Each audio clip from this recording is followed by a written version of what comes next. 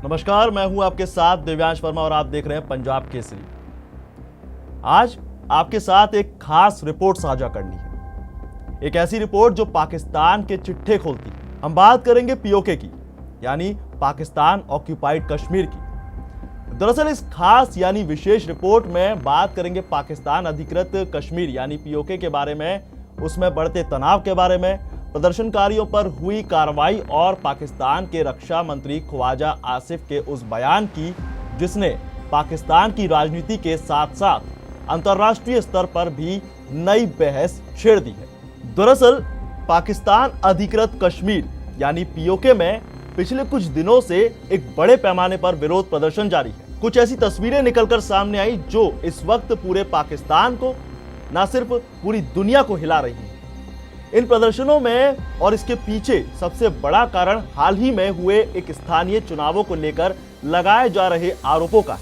प्रदर्शनकारी यानी प्रोटेस्टर्स का दावा है कि चुनाव की प्रक्रिया पारदर्शी नहीं थी। अब कई जगहों पर धांधली हुई और जनता के जनादेश का सम्मान नहीं किया गया। हालांकि जनता को अब बस अपनी सरकार से यही एक चीज चाहिए होती है, उसे सिर्फ इसी एक चीज की उम्मीद होती है। लेकिन पाकिस्तान में और पाकिस्तान की आवाम की, पाकिस्तान की सरकार ने उसकी ये उम्मीद तोड़ दी। अब इन आरोपों के बाद हजारों लोग सड़कों पर उतर आए और कई शहरों में सरकार के खिलाफ प्रदर्शन शुरू हो गए। प्रदर्शन धीरे धीरे और उग्र होते चले गए और कई जगहों पर प्रदर्शनकारियों और सुरक्षा बलों के बीच झड़प हो गई। स्थानीय मीडिया की अगर बात करें या अलग अलग रिपोर्ट्स के मुताबिक अगर बात की जाए तो इन झड़पों में और इनके दौरान सुरक्षा बलों ने बल प्रयोग किया, जरूरी था, लेकिन कई जगहों पर आंसू गैस के गोले भी छोड़े गए, लाठीचार्ज किया गया और कुछ जगहों पर गोलीबारी भी, इसकी भी खबरें सामने आई। लेकिन रिपोर्ट्स में यह भी दावा किया गया कि इन घटनाओं में 30 से ज्यादा लोगों की मौत हो गई।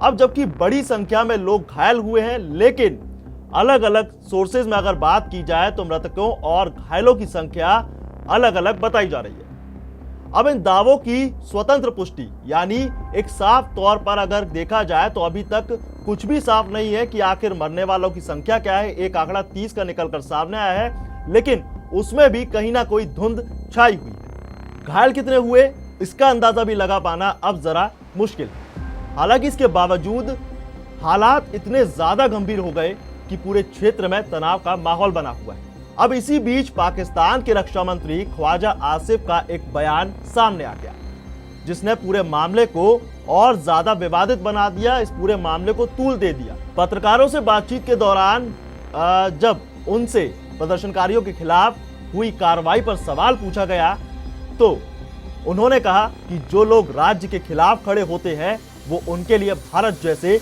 दुश्मन होते हैं। अब इस बयान से भारत में बल्कि पूरी दुनिया में हाहाकार मच गया। उन्होंने सुरक्षा बलों की कार्रवाई का बचाव करते हुए कहा कि सरकार कानून व्यवस्था बनाए रखने के लिए जरूरी कदम उठा रही है। अब ख्वाजा आसिफ के इस बयान के बाद पाकिस्तान के अंदर विपक्षी दलों, सामाजिक कार्यकर्ताओं और कई राजनीतिक विश्लेषकों ने तीखी प्रतिक्रिया दी।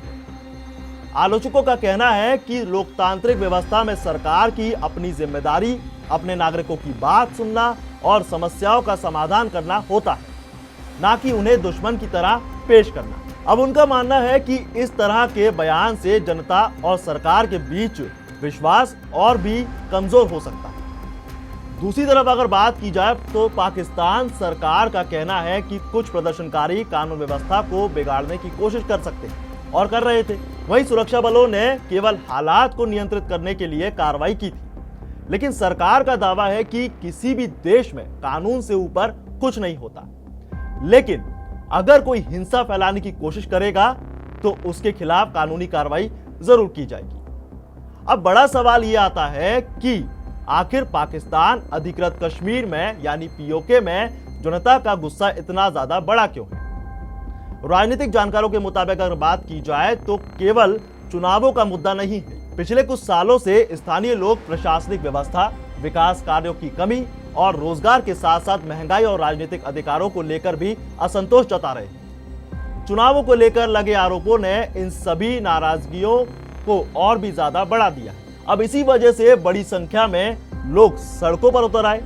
कई प्रदर्शनकारी संगठनों का कहना है कि उनका आंदोलन केवल चुनावी पारदर्शिता तक सीमित नहीं है, बल्कि वो प्रशासन में सुधार और जनता की आवाज को उचित प्रतिनिधित्व मिलने की मांग कर रहे हैं। अब इस पूरे घटनाक्रम की अगर बात की जाए तो अंतर्राष्ट्रीय स्तर पर भी इस पर नजर बनी है। मानवाधिकार संगठनों और राजनीतिक विश्लेषकों का मानना है कि अगर किसी भी क्षेत्र में प्रदर्शन के दौरान बड़ी संख्या में लोगों की मौत होती है तो उस घटना की निष्पक्ष जांच होनी चाहिए। ऐसे मामलों में पारदर्शिता और जवाबदेही बेहद ज्यादा जरूरी मानी जाती है। और फिलहाल पाकिस्तान अधिकृत कश्मीर के कई इलाकों में ज्यादा सुरक्षा बल तैनात किए गए। प्रशासनिक स्थिति की अगर बात की जाए तो इस पर नजर बनाए हुए हैं, जबकि प्रदर्शनकारी संगठन अपने आंदोलन को लेकर इस पर इसे जारी रखे हुए हैं और इसे आगे भी जारी रखने की बात कर रहे हैं। आने वाले दिनों में यह देखना जरूरी होगा कि पाकिस्तान सरकार इस संकट का समाधान बातचीत से और राजनीतिक प्रक्रिया के माध्यम से निकालती है या फिर सुरक्षा बलों के जरिए स्थिति को नियंत्रित करने की कोशिश की जाती है। लेकिन एक बात साफ है कि ख्वाजा आसिफ का यह बयान इस पूरे घटनाक्रम का सबसे ज्यादा चर्चित पहलू बन चुका है। समर्थक इसे सरकार की सख्त नीति बता रहे हैं, जबकि क्रिटिक्स इसे लोकतांत्रिक मूल्यों के खिलाफ मान रहे हैं। अब सबकी नजर इस पूरे बात पर टिकी हुई है कि पाकिस्तान सरकार आगे क्या कदम उठाती है और क्या इस विवाद को शांतिपूर्ण तरीके से सुलझाया जा सकेगा। बहरहाल इस पूरे मामले को लेकर अब पूरी दुनिया के लोगों ने तूल पकड़ लिया है।